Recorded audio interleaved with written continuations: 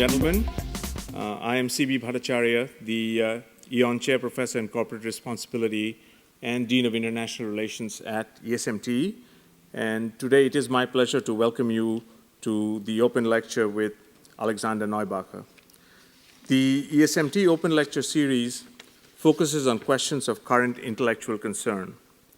The lecture is followed by a discussion, giving you the chance to comment and to ask questions. After the discussion, I would like to invite you to stay at ESMT and join us for a small reception. Today's topic, how our efforts to save the world are killing it, is a very interesting one, and one which I'm confident will initiate a lively debate afterwards. In this lecture, our speaker will talk about the German obsession with all things eco-living and why he believes that this Ökofimmel, I hope I got that right because I practiced it, or eco-craze must be challenged. He will also discuss many of Germany's environmental policies, which he sees as not just ineffective, but also counterproductive. As a reporter for Der Spiegel and in his book Ökofimmel, Mr. Neubacher has written extensively about the many contradictions in Germany's environmental policies.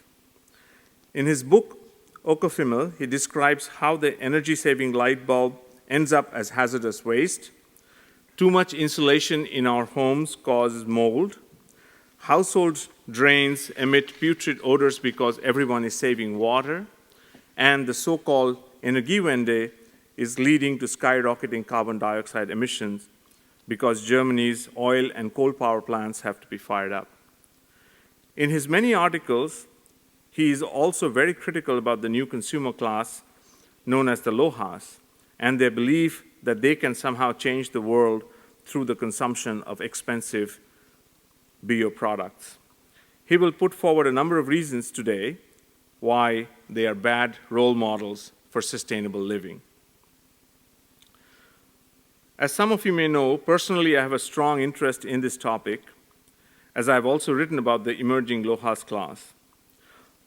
Although I have to confess that my perspective on sustainability is a bit different to Mr. Neubacher's. My research and teaching focus on the power of the stakeholder in driving both business and social value, so I don't tend to underestimate the importance of consumer choices. Yet, I'm always open to hearing divergent opinions and learning from them, especially ones as interesting as those expressed by Mr. Neubacher. For this reason, I'm delighted to welcome Alexander Neubacher, and I'm looking forward to hearing a very different perspective on Germany's environmental efforts, and also to the debate that ensues. But first, I would like to tell you a bit more about our speaker. Alexander Neubacher has been an editor with the German news magazine Der Spiegel since 1999. His book Ökofimmel was nominated for the German Wirtschaftsbuchpreis 2012.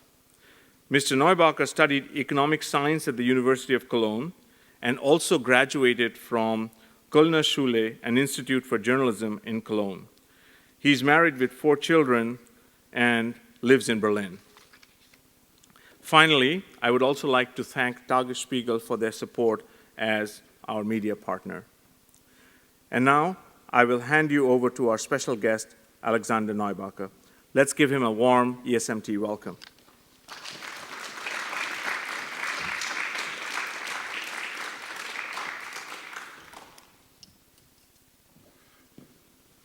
Yeah.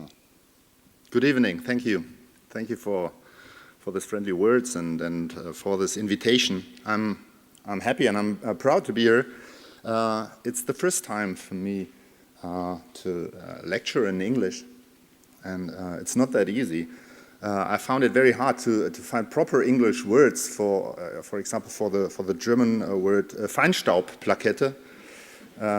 Have you ever heard of it? Or even the German word Dosenpfand is not that easy to translate. Well, another German word, Mülltrennung. Mülltrennung. Let's have a look. That's me. Mülltrennung, separating waste. We think it's good for the environment. I do it at home. When you come to my house, you see 5 garbage bins, a blue container for paper, yellow, it's plastic packaging, brown, organic waste.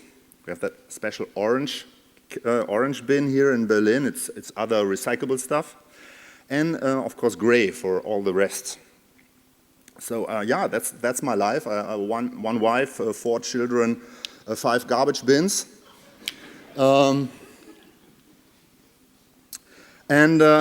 Yeah, we all believe in the reincarnation of the yogurt plastic cup. Old cups are reborn as new cups. Nothing is wasted. Nothing gets lost. The perfect circle. At least that's what I thought, and perhaps you too.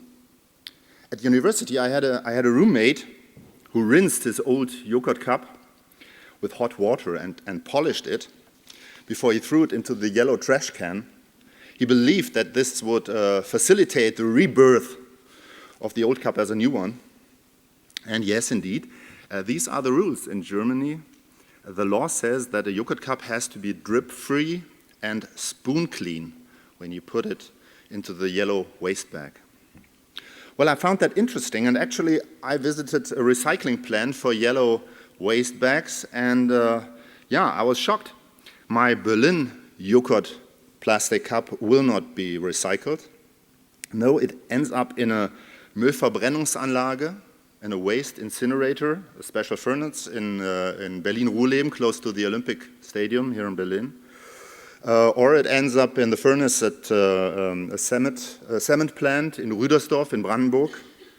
And nowadays, 2 of 3 yogurt plastic cups are burned, not reborn. They don't call it burn, of course. They call it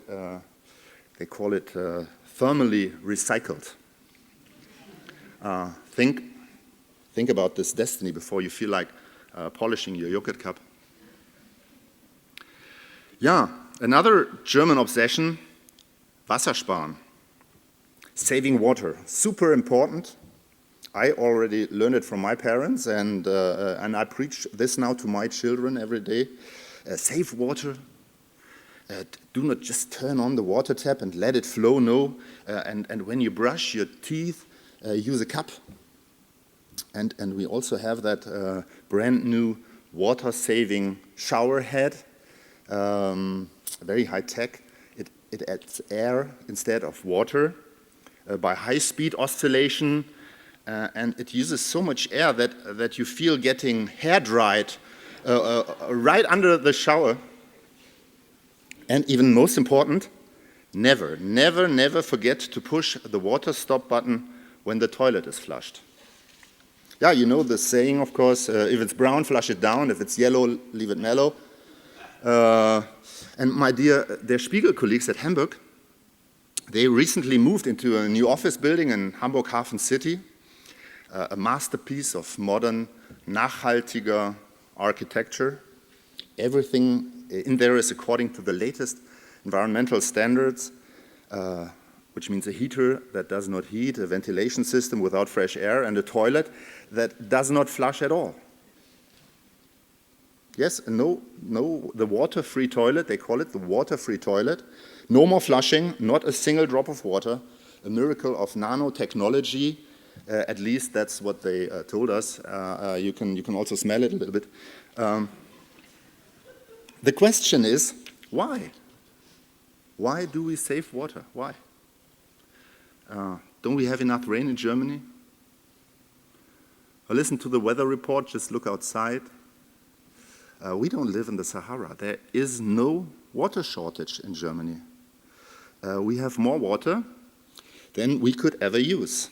So why has saving water become a matter of survival for us? Why are we Germans so obsessed? Well, our obsession has led to problems with our sewage system. Because we use so little water, it does not flush the pipes and the sewers anymore. And in many streets in Berlin, there is a sluggish mush in the pipes, and it stinks, it's toxic. and it destroys the underground sewer system. And so, dear Berlin Wassersparer, what do you think does the Berlin Water Company do now? Well, they flush the pipes everywhere in Berlin with the drinking water they use saved. In Berlin, they use up to 500,000 liters of the best drinking water per day for rinsing the sewage system. They pump it directly into the gully to increase the flow speed. 500,000 liters every day just in Berlin. This would be enough water to flush our toilet for about 60,000 times without stop button. And to fight the bad smell out of the gully, the Berlin Water Company also put fragrant air freshener into the drains, like the smelly Wunderbäume some of you have in your car. Yes, I'm not kidding. The air freshener is tied just below the manhole cover of the gully. We made a Spiegel TV film about that. You can see it on YouTube. And the air freshener for the sewer is available in different fragrances, in lemon, in grapefruit, in pine needle. And it smells well, but sadly it cannot stop the decay of the canal system. Is that reasonable? I asked Greenpeace. They say we should downsize the pipes, we should downsize the system, make the pipes more narrow. And then the flow speed would increase automatically without using more water. This sounds reasonable, but what happens when heavy rain comes down? Or imagine it's Champions League soccer final, Bayern München against Borussia Dortmund. 40 million beer-drinking viewers watching TV, and then halftime. You might think that modern consumers like us know about everything about environmental protection. But ask your colleagues, your friends, your family, and maybe yourself, which is probably better for the environment. The biofuel E10 or normal gasoline, the organic apple from your local area or the imported New Zealand apple,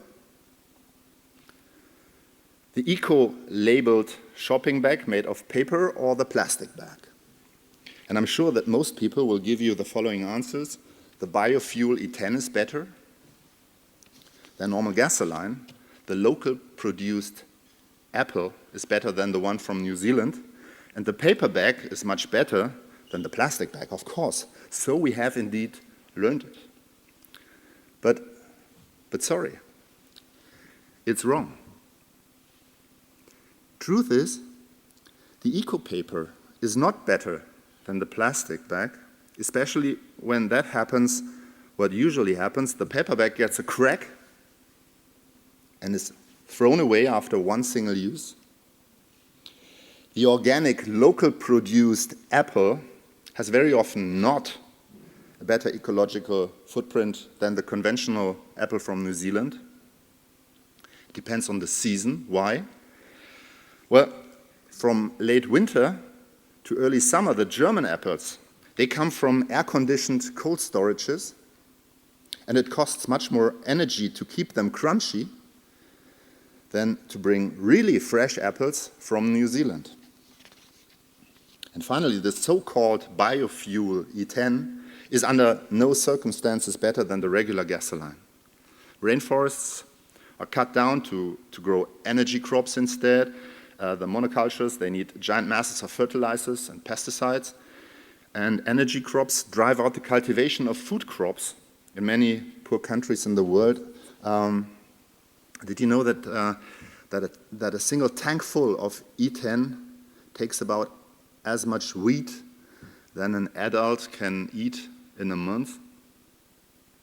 And as you see, we stumble from one eco-trap to the next, from one Ökofalle to the next.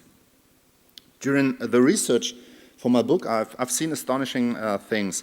I drove an electric car, allegedly an Ökomobil, until the manufacturer had to confess that only the production of the battery and the motor, the electric motor, they needed about as much extra energy as a normal middle-class car consumes on a 100,000 kilometer drive. I met a sad family. They just had to leave their super insulated eco house because of the mold that had spread everywhere due to the humidity in the walls. And I visited farmers standing in the middle of that giant cornfield and telling me that they earn a lot more money when their farmland fruits are no longer eaten by people, but fermented into biogas and burnt. And we couldn't even blame those farmers, because what they do is exactly what the German environmental policy encourages them. For biofuel and biogas, you get high subsidies from the government. This goes back to the time when the Green Party was in government, back to the former Green ministers, Renate Künast and Jürgen Trittin. Renate Künast, then Minister for Agriculture, she said, literally, the farmers should be the oil sheiks of the future. Well, wishful thinking. And let me tell you another sad story, how I tried to reduce my ecological footprint by changing my electricity provider. If you want to know where the people from Berlin usually get their electricity from, just take the motorway east to Cottbus, and you will see from far away the power plant Jenschwalde. See it over there. And you see 9 huge cooling towers, and each one as large that in it a cathedral would disappear. And you see the steam blackening the sky. And yeah, you must know, Jenschwalde is fired with lignite, with that soft-colored brown soft coal. And there's an incredible amount of carbon dioxide produced in those power plants. And according to Greenpeace, Jenschwalde belongs to the 10 dirtiest carbon dioxide slingshots in the world. Well, after my visit in Jenschwalde, I switched my contract to a green electricity provider. Its name is, no, this is wrong. The name is Lichtblick. Lichtblick, that means ray of hope. Ray of hope. The German Bundestag is also a customer of Lichtblick. And indeed, that we might all think that it's good for climate protection when our electricity comes from a company like Lichtblick instead of the lignite power plant here in Schwalde. But it is not. In truth, I have not saved a single gram of carbon dioxide. 0. How could that be? Well, that's the way the European emission trading system, ETS, works. Jenschwalde, it's true, Jenschwalde burns less coal since I left them, but what happens to the Jenschwalde pollution rights? The so-called emission certificates. Will the people from Jenschwalde put them under their pillow? No. They will sell them. And the carbon dioxide saved in Jenschwalde will now be produced elsewhere instead within the European Union. I met at Leipzig Power Exchange, I met a broker, and he showed me how it works.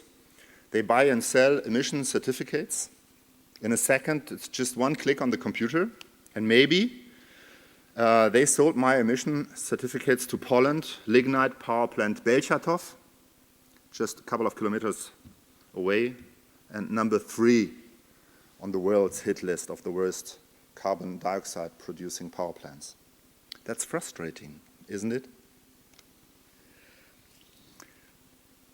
I suppose many of you try hard to protect the environment, but are you really sure that you're doing right? I mean, we all bought that new energy-saving light bulbs.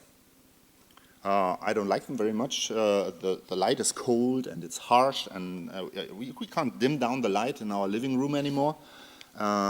Janine, my wife, she says that our neon-lighted living room is like that, as cozy as the fitting rooms at H&M. But of course, we pay the price to save Mother Earth. Unfortunately, it turns out now that the new light bulbs are really bad for the environment. They are dangerous as they contain mercury, which is a deadly substance for humans, a substance that the government wants to prohibit. In fever thermometers, for example, mercury is already forbidden, but in energy-saving eco light bulbs, mercury is legal. And now we have a toxic waste problem in our living room.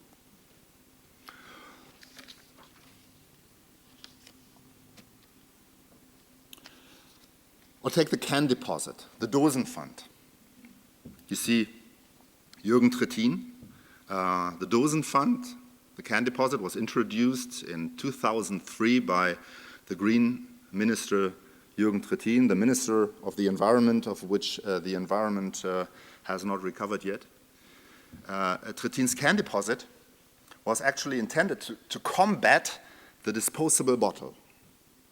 Because the disposable bottle is, from an ecological point of view, much worse than the returnable and refillable bottle. And Trittin believed that the can deposit will ensure that the disposable bottle is fought back. So was the plan, but what happened? Now go to a German supermarket, take a look at the beverage shelves, and you see a disposable bottle next to disposable bottle, that wobbly stuff wherever you look.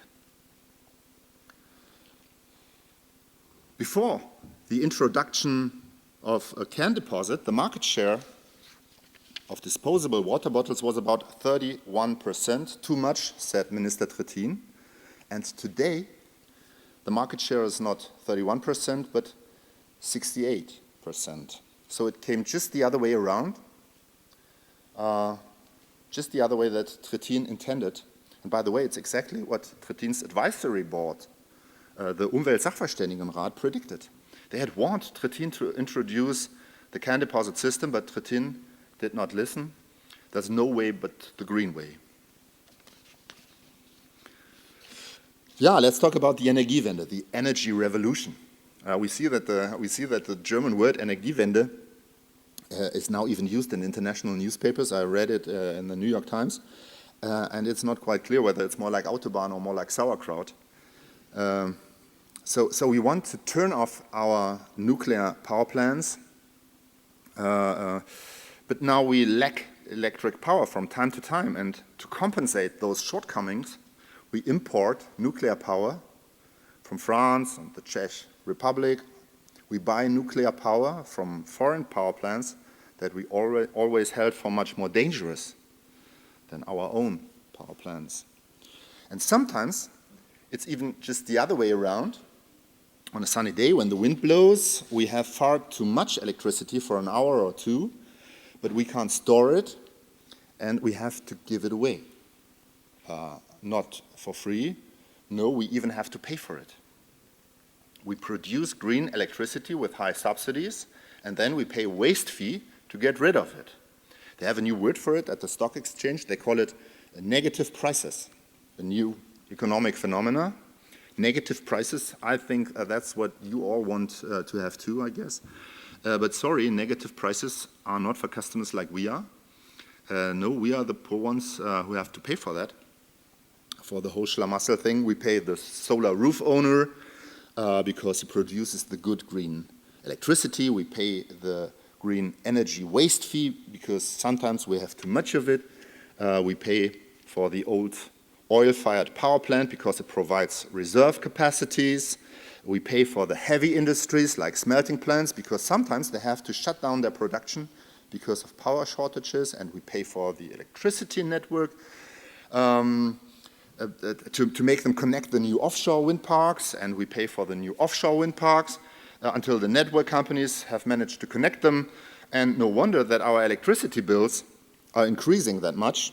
And finally, we have to pay for all those poor citizens who can't afford paying their electricity bill anymore and otherwise would be sitting in the dark. Did you know that German energy company RWE, they burn more than 30,000 liters of diesel a month for their newest offshore wind farm. Yes, they do. There's no connection to the power grid, and RWE must keep the generators running because otherwise they would rot due to the salt water and the sea air. And the question is this still a soziale Marktwirtschaft, a market-based social economy? And if the answer is no, is it ecologically?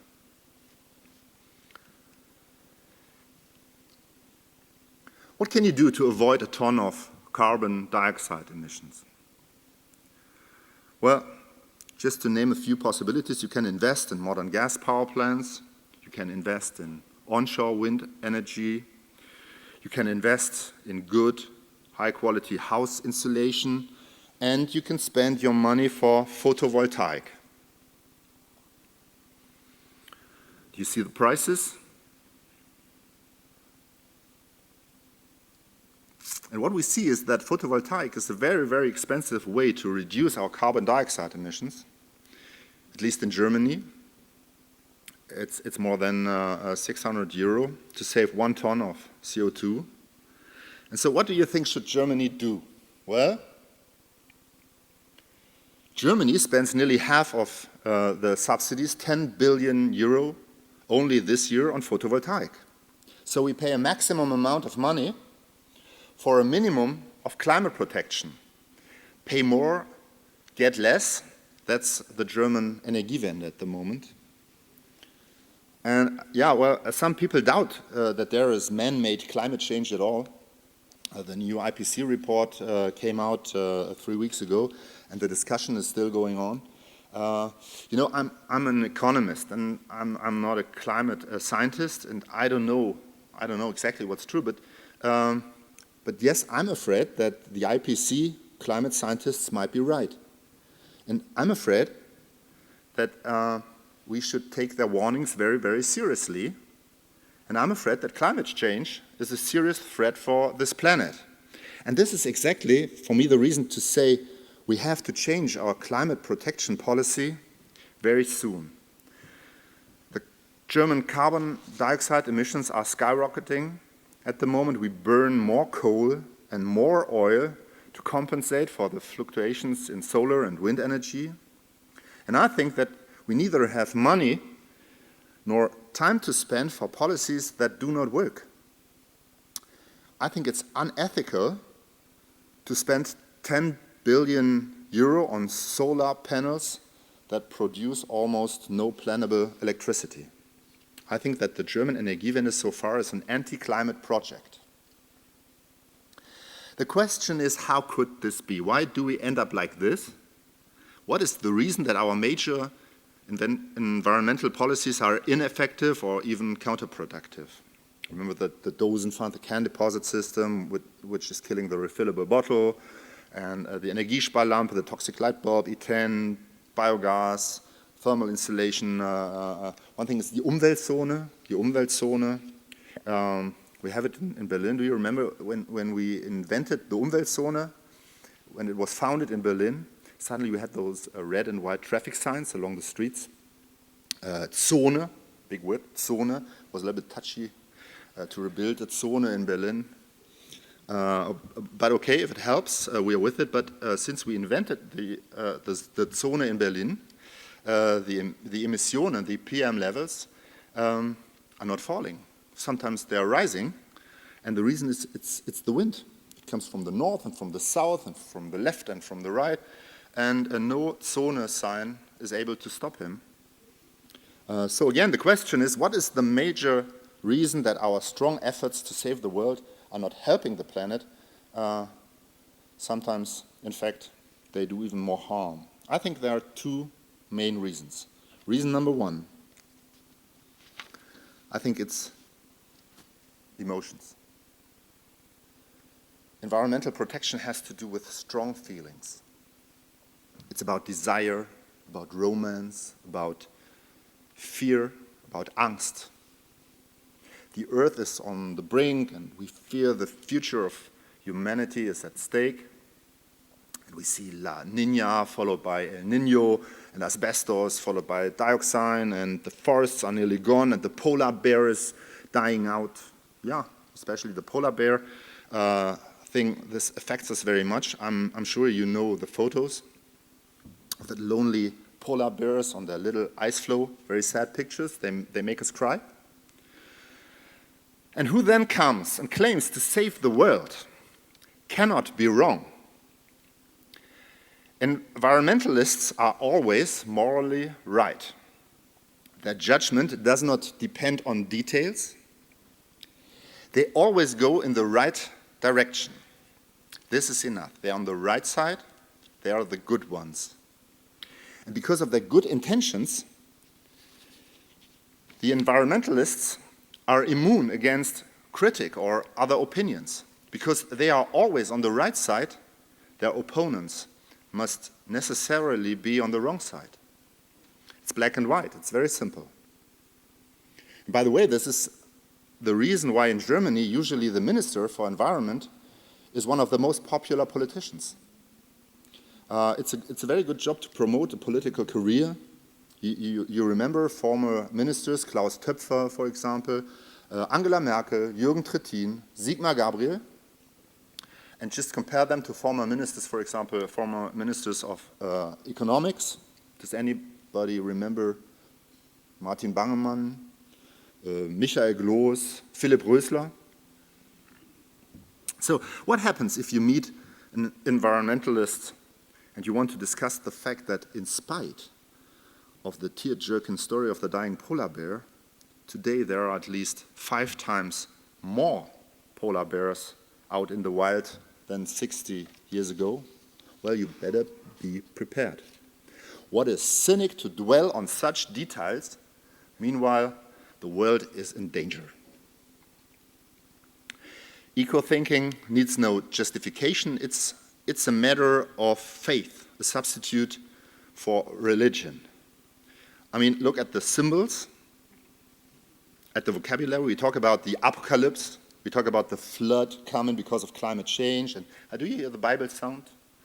Mankind as a sinner. But when we pick up the recycled toilet paper, we see the blaue Umweltengel, the blue angel symbol, and we are blessed.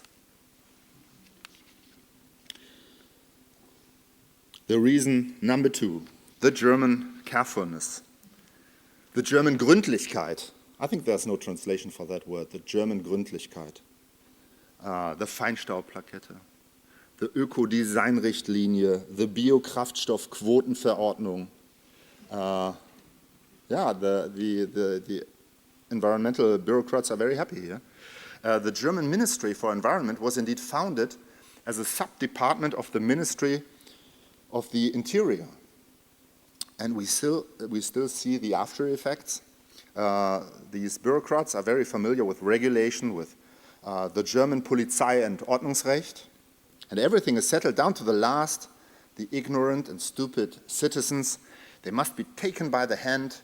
The Öko-Police is our friend and helper. And the first volume with German environmental law came out in 1980. It was a little book, not more than 300 pages. And today, 20 editions later, it's many more than, I think, 2,300 pages now. And we have founded a dozen new agencies, the Federal Environmental Agency, the Federal Institute for Risk Assessment, the Federal Agency for Nature Conservation, and on and on. And ironically, the result of that German Gründlichkeit, the German carefulness, is chaos. Did you know that we have more than 3,000 different feed-in tariffs for green energy, that we have more than 50 attachments for the German wastewater law? And did you know that there is a big difference between a plastic cup used for coffee-to-go coffee and a plastic cup used for a party at home? Yes, they look exactly the same, they are exactly the same, but it's strictly forbidden to throw them into the same garbage can. You have to remember where you bought them. The plastic cup formerly filled in at the coffee-to-go shop, put it in the yellow garbage bin, and the cup you used at home, you must put it into the gray bin. You got it? It's very difficult. It's the German rubbish law. Yeah, what can we do to protect the environment effectively? Well, I'm no educator and I'm no preacher. In a way, I'm just the man with 4 children and the 5 trash bins. And I don't want to give you any lessons. The thing is, many tips you find in books or magazines preaching a correct lifestyle, they are just wrong. So feel free to spend your money in organic food stores. It may serve your soul, your self-refinement, but if you think that it will automatically make the world a better place, I'm afraid that you're wrong. Critics say that I'm against environmental protection. They say my book is negativism, and they say that I neglect that the policy has caused many positive things. But no, I don't deny that. And no, I'm not against environmental protection. But my opinion is that we should check and revise our green rituals. We should try to find out whether they actually benefit the environment or not. And it does not make sense to follow green policies and symbolisms that do not help. I told you that sad story about my attempt to reduce my ecological footprint by changing my electricity provider. Sad story. I did not save a single gram of carbon dioxide. I was a victim of the European trade system, emission trade system. Actually, there is a way to beat the system. The trick is see the system as a friend. How to do this? Go to the stock exchange, buy those emission certificates, and then delete them. Yes, you can do this. It's a little tricky. You will effectively reduce the amount of carbon dioxide emissions within the European Union. Maybe we could talk about that later. Therefore, I think that it's helpful to review the environmental policy from a new perspective. Growth. It said that economic growth destroys our national resources. A study commission at the German Bundestag was dealing with the limits of growth. We all remember Evergreen of the Green Movement, Club of Rome, peak oil, and as we all know, yes, the Stone Age also gone over because of the lack of stones. And they say our lifestyle has come to an end, to a natural end. We should degrow, reduce our ecological footprint, think small. But is this really true? What about poverty and backwardness, mainly responsible for pollution in many countries? What we see from history is that poor people have other problems than protecting the environment. But the wealthier, the more eco-minded they get. Look at China, look at Brazil, look at India. And I'm sure that we don't need less growth to solve our global environmental problems. We need even more growth. Next point, progress. We long to return to the good old days. We go on organic farm holidays. We seek the simple life out there in nature, of course, with mobile phone reception and a wireless network. But who has actually done more for humanity and for feeding the people? The Öko-Demeter farming with his dung-filled cow horns, which are digged in the ground depending on the phase of the moon? Or perhaps rather the nasty German 4-letter chemical company where the nitrogen fertilizer was invented 100 years ago. The environmental movement has invented the precautionary principle. They say that invention or innovation needs to be regarded as dangerous as long as the contrary, the harmlessness, has not been proved. It means caution, stay away from anything new. It could be dangerous. How would our life nowadays be if this precautionary principle had been given earlier? Vaccinations against measles or rubella, too dangerous. The X-ray technology, crazy risky. Electricity, unthinkable under a zero risk tolerance doctrine. Perhaps we still would be sitting in front of our cave in the Neanderthal, in the Neander Valley, beating the flint out of hand. Don't touch it, it might be hot. And I think that the green movement should try to look at progress and growth and economic wealth not as a problem, but as a possible solution to our eco-concerns. I think it would be totally wrong to build up an eco-dictatorship as suggested by some German councillors. I'm sure that we achieve better results with market-based instruments than with planned economy and with bureaucracy. And yeah, we already see big efficiency gains in resource consumption, for example. We could build the Eiffel Tower in Paris with 2,000 tons of steel, and it was built with 7,000 tons.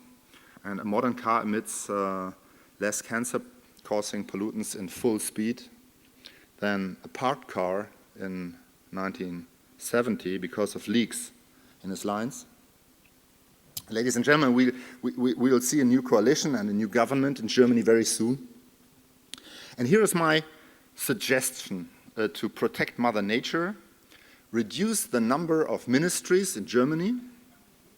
Forget about the Ministry for Environment. We don't need it. Imagine what would really be missing if there had been no Ministry for Environment in Germany in the last 10 years.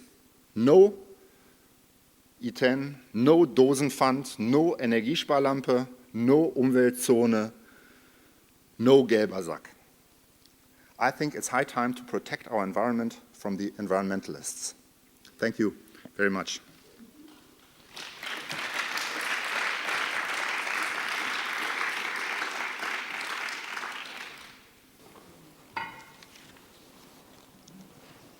Thank you, Mr. Neubacher, for this very illuminating talk. I certainly, on a personal and professional level, can steal some of these ideas and thoughts and introduce them into my classes when I teach sustainability to aspiring environmentalists and sustainability professionals, I guess. Let me start the discussion by triggering a few follow-on questions, and then soon we'll open it up to the audience. I mean, it's very clear from your book and your talk that you believe that the efforts of the Germans to protect the environment have unintended detrimental consequences. If that is the case, then who is the good environmentalist and who is the bad environmentalist today?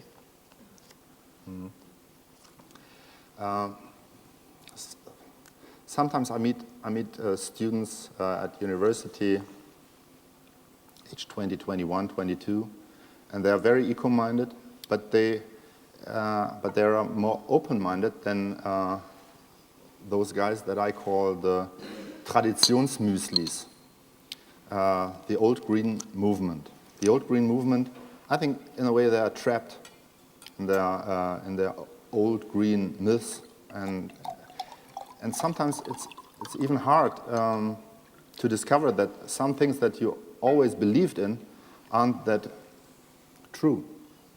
And so I think that we have a new green movement now at the universities, and they are much more open-minded, and they have nothing to do with that old green movement that, for example, is partly in the Green Party at the moment. Okay, so the people who are not doing anything at all, they are not the ones that you would label as the good environmentalists? No, definitely not. No, absolutely not. No, I think I have that discussion sometimes. The people listen to me, they say, you help those guys that are driving around with their big SUV car, and they are happy to read your book because they might see that does not make sense at all. No, that's wrong. I think that we have to protect, of course, our environment, and we have to protect our national resources, and that's the reason why I'm interested in things that work, that are more than green symbols.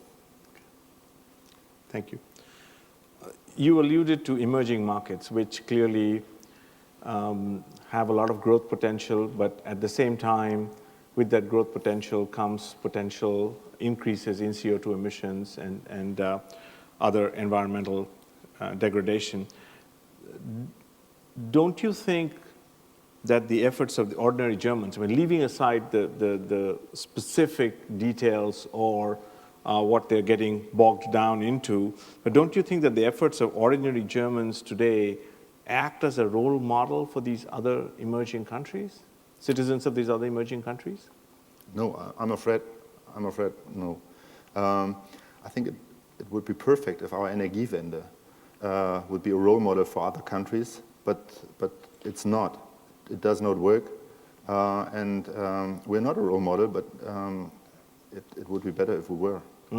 I was referring more to the individual, so the fact that Germans, as a collective, they believe that they recycle. I mean, they recycle, and they do put off the light bulbs when they leave the room, and things that could benefit, people in India and China or Brazil, where that environmental consciousness has not even penetrated in any way. So the actions of ordinary citizens, if they look to Germany or if they look at television shows which showcase what the things that Germans do in the realm of environmental actions, you don't think that would have any positive impact on these other economies? Oh, maybe it can have positive impact. I'm not against separating your waste. It's a good idea to separate your waste. We need the blue ton for the paper, and we need a plastic waste ton. But I think the Germans have forgotten the point where it goes to craziness. Yeah. It's just one or two too much. So you also touched on companies a little bit, and in my research I found that companies can drive business value by creating social and environmental value. So do you feel that the efforts of sustainability-oriented German companies, you mentioned a four-letter chemical company. I could only come up with a four-letter chemical company that starts with the letter B. I don't know if we're on the same track, and ends with the letter F. But now I'll leave it to my MBA students to figure out the missing letters. But do you think that these companies fall into the categorization also of simply trying to follow a trend rather than trying to understanding the true impact of their efforts? Oh, if they're able to sell their products better, when they got that green image, let them be green. It was funny. I was at Puma, that famous sportswear manufacturer, Puma, and they are new, modern, eco-minded managers there, and they revamped the whole company. What means they don't make much profit anymore, but they are very sustainable now. They invented the first running shoe that is compostable. Well, let's hope that the process starts after we come back from running. Yeah, I think sometimes it makes sense. Sometimes it's just marketing. Sometimes it's just greenwashing. It depends. Can you name one German company that you are impressed with in terms of their environmental policies and actions? No, I was very impressed when I was traveling by train last week, and they have that sticker at the door. We use 100% green energy. 100% green energy when you travel by the Deutsche Bahn, but with a constraint. It comes with a constraint. It's only for people in the first class and for people who have that new Bahn card, the new rail card. And wow, that's impressive, because have you ever tried to make a reservation at Deutsche Bahn? How do they know where the Bahn card owners are seated, and how do they make sure that the evil electricity from coal just passes by those seats and goes to the first class? No, I think German companies are trying hard, and Well, some of them are good, but I don't want to name a special company. Okay. And then you alluded to the next government that's going to hopefully be formed soon. What would you like to see from the next coalition government in terms of specific policies? So forget what you already said, but if they or to create a set of environmental policies or to revise the previous ones, what are the 2 or 3 things that you would like to see? Yeah, I would like to see an Energiewende that works. I think the Energiewende is one of the most important things that we have to do within the next years, and I really hope that it will work, because I think it's an important thing to stop those nuclear power plants and those lignite and coal power plants, and but I'm afraid that with our green-minded policy, we might destroy a good idea. And I think that we are talking about evidence-based medicine, evidence-based government management, and I think we should talk about evidence-based environmental policy. And just check whether it works or not, and do those things, and I think that is exactly what we need now. Mm-hmm. So you're not in favor of scrapping the Energiewende, but rather making sure that it works in a positive way. Yeah, I think that this is a great opportunity. Of course, if it works, other countries will follow. We can show that it's possible to switch to green energy without destroying the economy. If we get along with that, it will be a great thing. And do you feel then at this point, don't you think Germany is a good role model to other countries? Now we're talking about the regulator level or policy level in terms of what it is doing to reduce its own environmental footprint? No. What I see is that when maybe you can tell me other stories, but what I see is that that people from the US or from other countries, they come and they see the US are doing that with natural gas now, with fracking and that stuff. And the US version of Energiewende, they are reducing their CO2 emissions at the moment. And the green German Energiewende, they are skyrocketing the CO2 emissions at the moment. So what can they learn from us? Nothing. But for instance, the emphasis on renewables, that looking to 2020 or 2022, the shift in the energy mix that's happening in the German companies, in the utility companies, for example, is this a positive trend, or do you think we're going backwards? No, I hope we'll go to more and more green energy. But what we need is we don't need any more solar roofs. We need batteries to get along with those electricity. We need better grids. We need solutions for what happens at night. We have to talk to our European partners. Maybe it's better to produce solar energy in southern parts of Europe and better to produce wind energy in the northern parts. I think it's a big thing. It's a big project, and I hope that it will work. I hope that we will go on, but wishful thinking is not enough. And at this point, that's what's happening. Yeah. Okay. Yeah. So the bulk of the costs seem to be falling on the consumers from the way you describe right now. Should industry be doing more to protect the environment and reduce the burden on the consumers? Mm-hmm. I think that the European emission trading system is a very good instrument to make the companies reduce their carbon dioxide emissions, because if the price for those certificates would be higher than it is now, there would be a strong motivation for companies to save energy, to produce with less energy, and this would be a strong motivation. So the trick is we have to make the system work properly, and then we will see that the companies will follow, because they have a strong interest and a strong motivation to reduce their costs. Is there a political will to make that happen? I think yes. I think the political will is there, but the instrument is not working at the moment, and I think that we should rethink the whole process.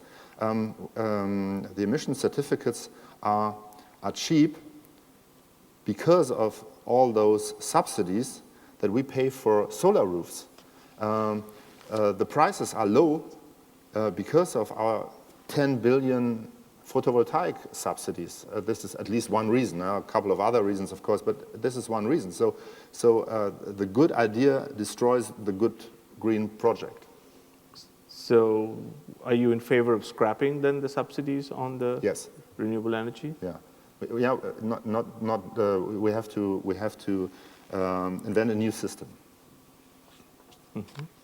Well, it must be, we need subsidies not for 30,000 different forms of tariffs, feed-in tariffs, but we need subsidies for green energy, and what kind of green energy should be a decision of the producers, not of some bureaucrats in the ministries. Okay. So changing topics a little bit, I was very intrigued by where you ended up by showing the two main reasons why you think things are the way they are. And the first one was emotions. Yeah. And it is my firm belief that emotions are also a major positive force in influencing consumers, corporations, and any stakeholder group that we can think of to, in fact, reduce our footprint and be sustainable or save the world. By the way, the IPCC report did also say that it's very likely that human beings are the cause of kind of global warming. So I think you're absolutely right. We have to take this seriously. Mm-hmm. So if we have to take this seriously, then as a psychologist, I would argue that emotions are something that we can tap into, or we must tap into to make things happen in a positive way. Mm-hmm. Do you have some 2 or 3 simple prescriptions that we can take away with us that consumers could implement to make that change happen in a positive way rather than in the negative way that it's currently happening? Yeah, I think that strong emotions are very good. When I was a child, I started with all those movies I saw about endangered animals, and I was afraid that the elephant might die out and all these animals, and that's the way I started thinking about environmental policy, and it was important to feel those strong emotions, of course. And what should happen now is that we are motivated because we have that strong emotions, but we don't stop thinking. I think emotions are not enough, and it's a good motivation to change things, but it shouldn't stop us from thinking about what really helps. And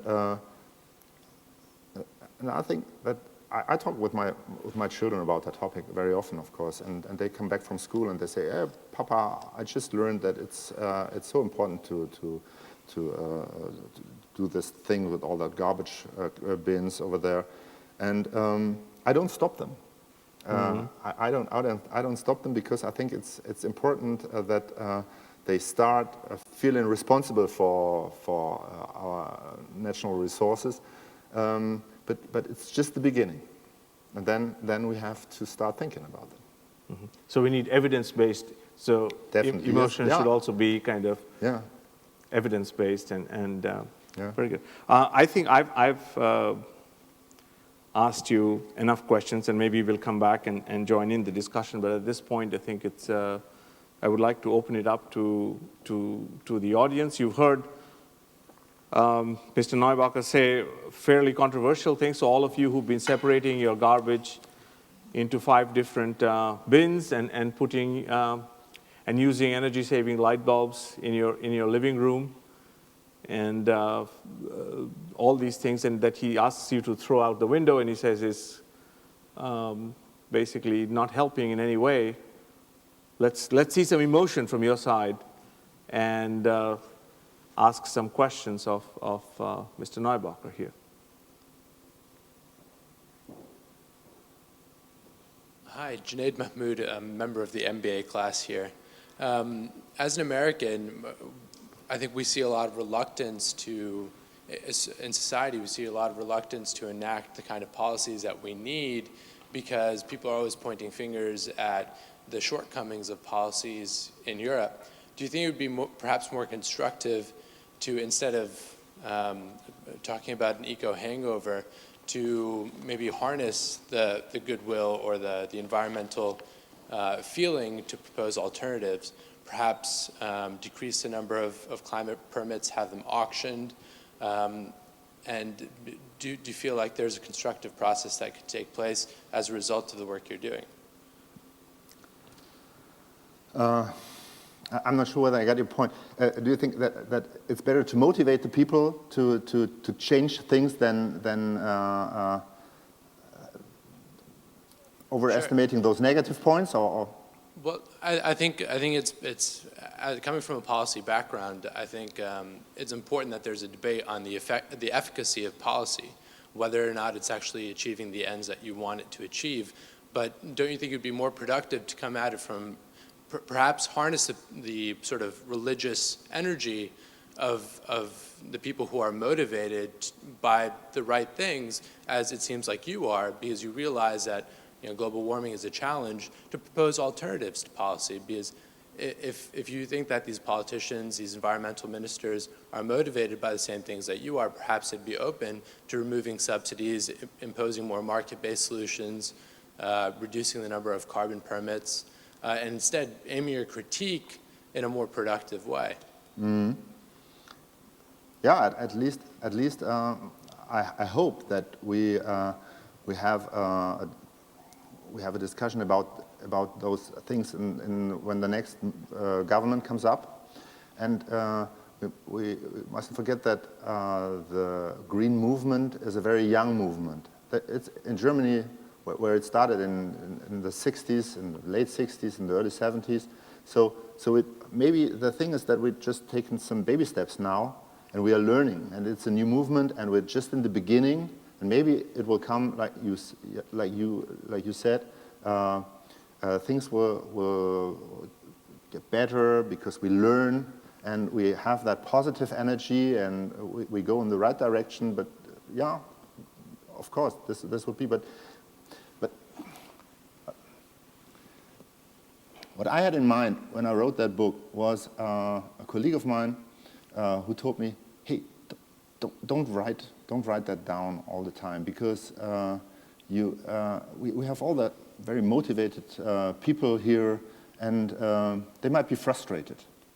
We shouldn't write that when things are not working." And I said, "Hey, I'm a journalist.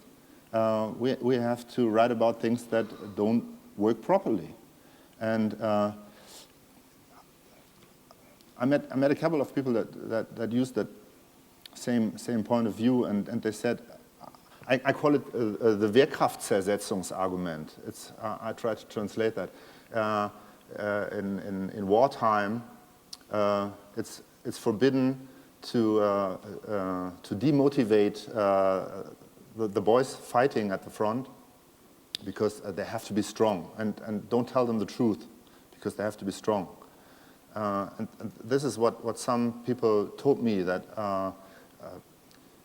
the people fighting at the front for ecological concerns, they might be frustrated. So don't tell them everything that doesn't happen, that it doesn't work properly. Tell them the positive stories. But that's not a point of view that a journalist can have. It's not so black and white. Like, you have these light bulbs that emit mercury. Yeah. LED light bulbs that don't emit heat, but still give you radiant light. If the market is moving in this direction, and while you have policies that are failing, you also have policies that are reduced the amount of fuel by mandate, by positive government policy. So maybe by only selecting the policies that are failing and showcasing those without putting them No. We all bought those light bulbs because the law was, and they forced us to buy those light bulbs. It was the German and the European Polizei- und Ordnungsrecht. They forced us to buy those light bulbs. And then it came out that we have that mercury problem. And many people many people were now very frustrated because they thought, hey, I did everything. They told me to buy those new light bulbs, I did, and now they tell me that we have a mercury problem. And they might be really frustrated, and they might lose their ecological enthusiasm because of policy that doesn't work. So I think that especially the Minister for Environment, he has to take care that the things that the German Polizei- und Ordnungsrecht forced the people, that it works, because the people might be frustrated otherwise. So I think, Junaid, if I might just try and bridge this gap here. Mr. Neubacher is coming from a place where he says, okay, exposition is kind of job one. Let me expose what's wrong. And so it's a provocative thing that he's trying to do, not so much, he's not a policymaker, he's a journalist. So you're looking at it from the lens of a policymaker. I'm looking at it from the lens of an academic, perhaps. But his job is really to kind of expose and encourage questions like that. I mean, and perhaps there are others in this room who feel that this is doing more harm than good.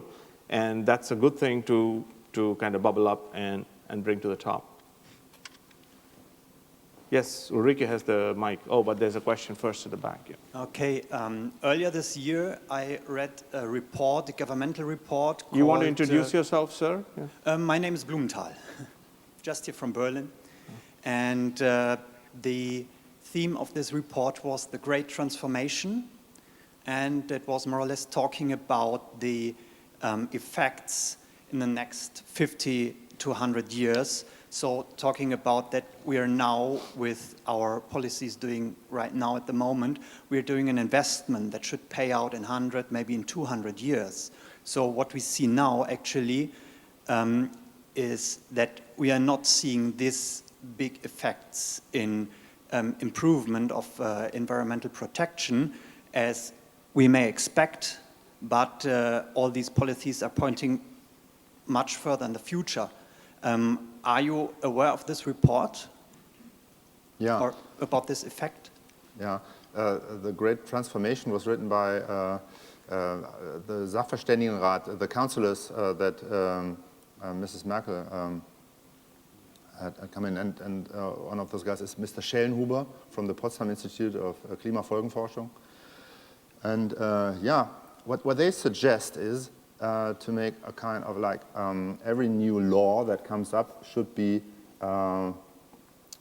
tested by climate mainstreaming. That's what they say in that report. And who should do this? They say some scientists should test all new laws. And I think that's what they suggest is a kind of eco-dictatorship.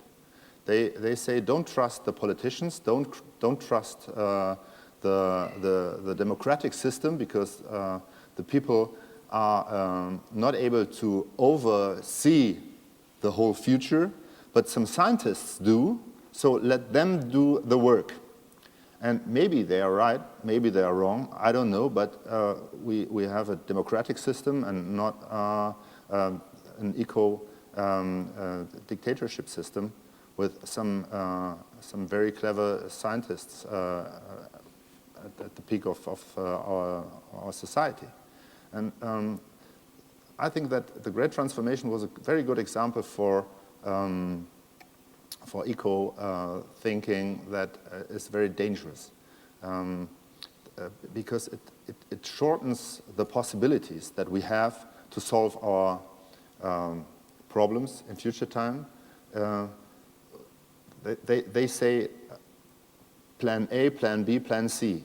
And what about plan D or F? They don't have it in their mind. and they don't name it in their report, and but plan D or plan E might be the good plan.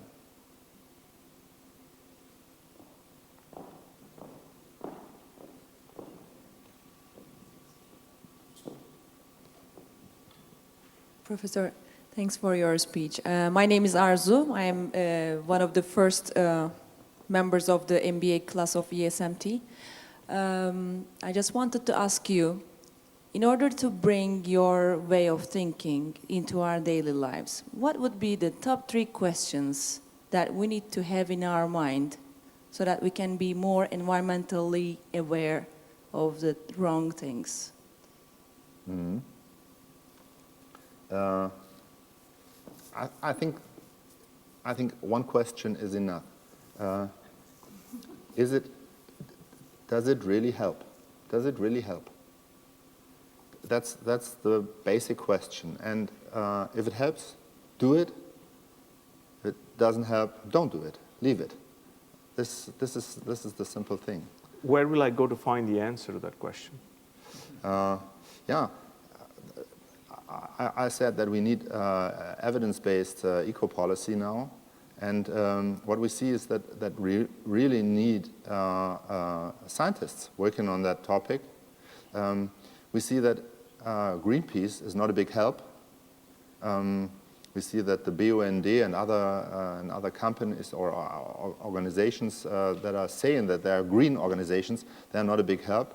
They are also part of the old green movement.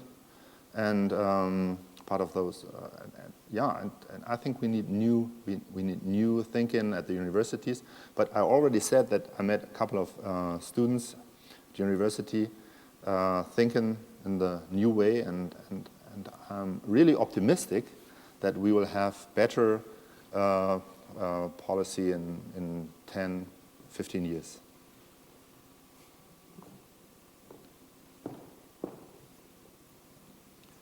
Manfred Geisler. I'm just thinking 30 years ago, where I was a communications manager from Tetra Pak. It was just the time where the old environmental minister, Klaus Töpfer, introduced the Verpackungsordnung. We had a little problem that time, and I learned out of this, never believe in what the journalist is writing, never believe in what a politician is saying, and never believe in what the industry manager, communications manager try to believe what is right and what is wrong. So, what does it mean?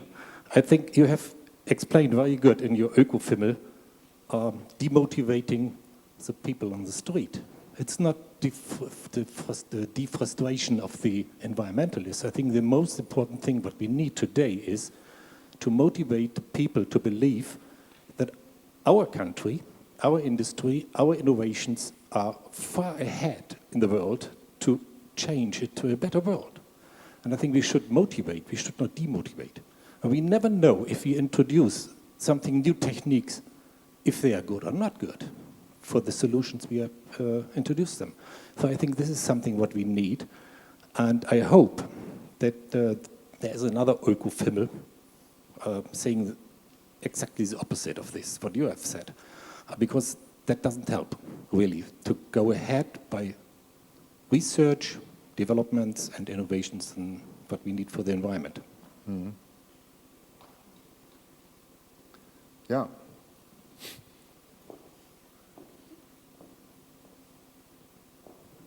Hi. Oh, sorry. Oh, I didn't. No, you're perfectly right. I think that sorry. Ökofimmel 2. Ökofimmel 2. No, I think that yeah. Sometimes I meet a lot of people coming to me after things like this, and they tell me interesting stories. And I think I have enough stuff for a second book, of course. But demotivating people, that's really a problem. I think also at the Energiewende, we see that today they announced that we have to pay even more next year for our electricity bill. And I think it's okay.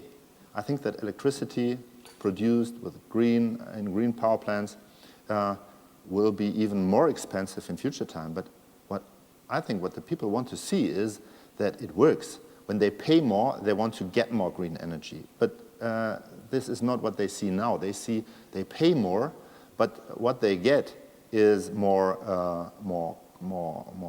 lignite power plants, and it doesn't work.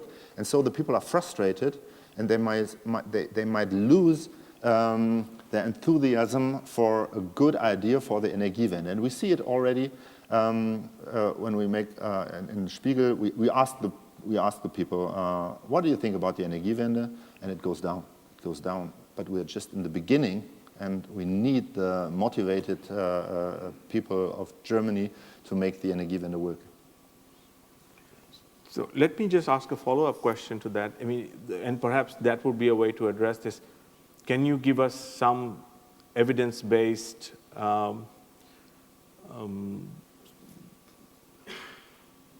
reports on the positive impact that, since you published your book, what kind of positive impact has it had on any constituency?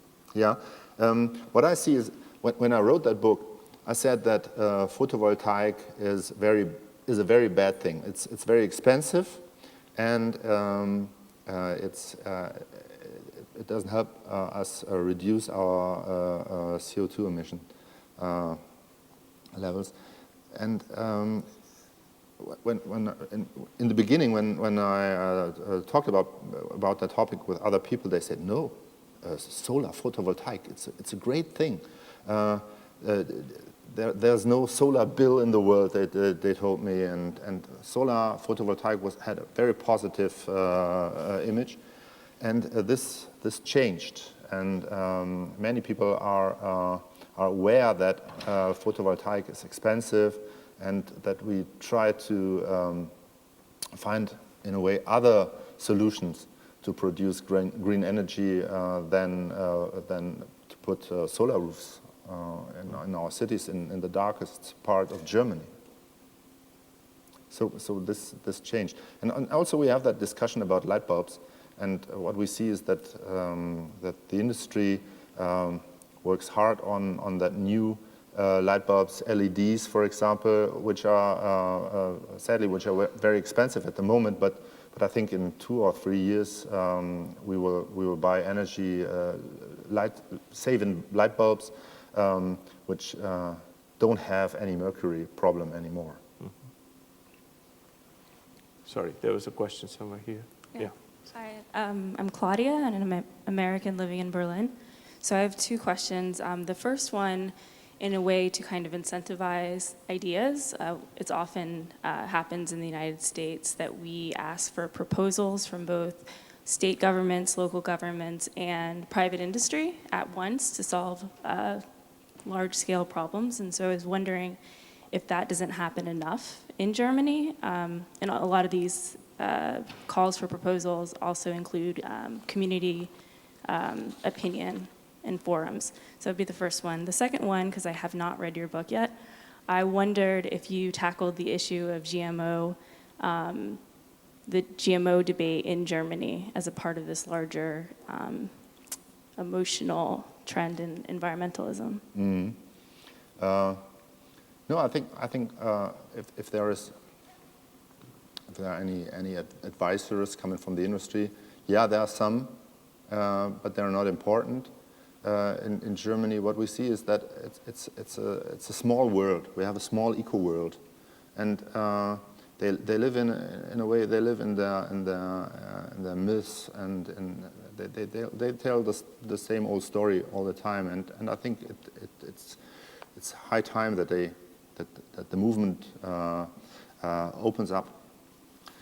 Yeah, and the second thing, the GMO debate in Germany. I think that what we see is that we have some people destroying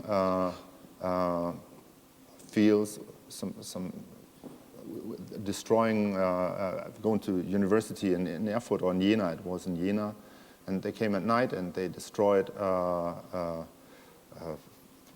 parts of the university because of GMO, and I think that's wrong. It might be an answer, but But the thing is, in the end, the consumers have to decide whether they want to buy GMO products or not. And if they don't want, let the market decide.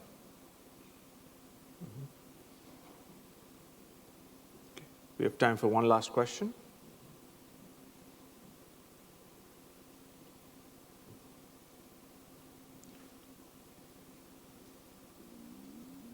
Yes, Olaf. Yeah, Olaf König was also a former student here at ESMT and working for a company which is written down with these greenish letters, so energy produced. I have a question in general. Once you said, on one hand you say you're not against this renewable green producing energy. On the other hand, you are quite sarcastic how we handle the whole issue. Is it for you simply the question that we should be more pragmatic, that we should really change immediately if we see if it does not work? Or other questions, or let's say different phrasing, leave it to the market to decide what is good or not? Okay, sarcastic. Okay, I'm a journalist. Yeah, I mean, I like the way it's very dramatic, you know. I lived in the U.S. for a while, and I had this waste deposit system was very simple, you know. It was the normal waste, and it was paper, glass, and plastic in the other bottle, and there was somebody who was sorting it out for me afterwards. So. Much more convenient than having 5 bins in the yard. Yeah, when you come the street in Steglitz, where I live now, we have for bottles, for glass bottles, we have that for white bottles, green bottles, and brown bottles. And I know that I'm coming home when I see white, brown, green, and somebody has put a blue bottle next to it because he wasn't sure where to put it in. And that's Berlin. I'm home. No. I think that we need green energy, but as I said. We should have a dynamic, evolutionary development of maybe new green technologies.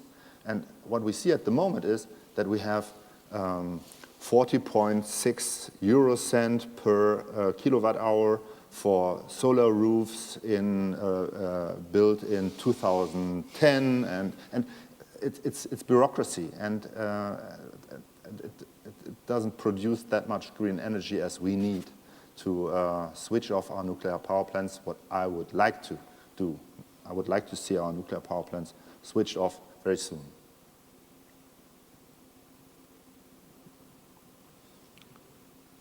Okay, and with that we are out of time, and thank you again, Mr. Neubacher, for a very lively and interesting and thought-provoking discussion. We will, I'm sure, continue to talk about this at the reception. So let's adjourn this formal event, but continue chatting in a more informal setting. Thank you all very much. Thank you. Thank you very much.